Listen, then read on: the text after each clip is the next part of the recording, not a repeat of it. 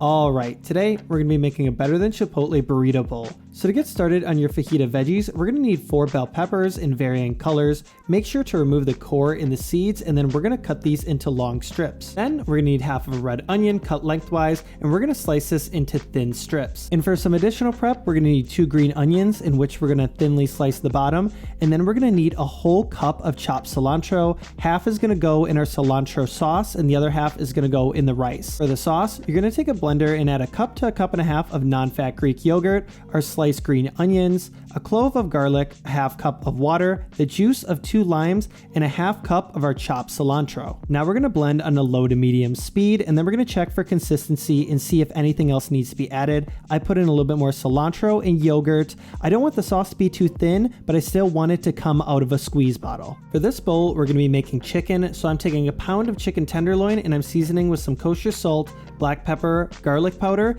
and then some cumin. Now in a cast iron skillet over medium-high heat, we're going to add a couple tablespoons of olive oil and place the chicken in, cooking for about 5 minutes on this first side. At this point, we're going to begin our rice, so boil 2.5 cups of water, add a little bit of salt, 2 cups of jasmine rice, stir, cover, and cook on low for about 15 to 18 minutes. Returning to the chicken, when the first side is completed, we're going to flip over and cook for another 5 to 6 minutes until the chicken is fully cooked through. Once it's done, we're going to transfer to a heat-proof cutting board. Now let your chicken rest for at least 5 minutes to preserve some of that moisture, and how you cut it is up to you. I'm just doing small bite-sized pieces. Then for the fajita vegetables, in the same cast iron as the chicken, we're going to bring it to medium heat, add a little bit of olive oil, and add all the vegetables into the pan.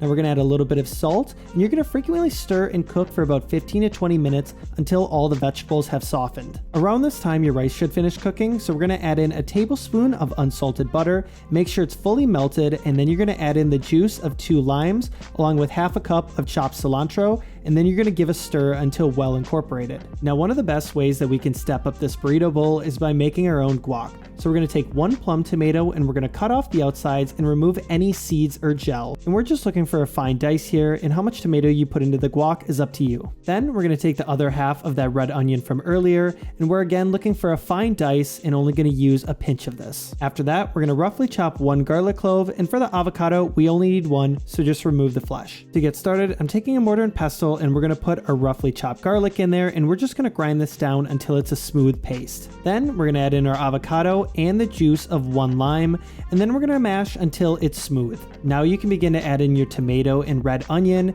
and just kind of give it a light stir. I don't like to smash my tomatoes in here, but you can also do that if you want. For plating, I'm taking a bowl and adding a couple scoops of our cilantro lime rice. Then I'm going to layer some fajita veggies over top, a couple spoonfuls of our chicken, make sure there's plenty of that. Now we're going to add a heaping scoop of our homemade guac, layer with some cheese, and then we're going to drizzle that delicious cilantro garlic sauce over top. Final step is to garnish with a little bit of extra cilantro, and there you have it, your better than Chipotle burrito bowl. If you guys like the video, please like and subscribe, and I'll catch you in the next one.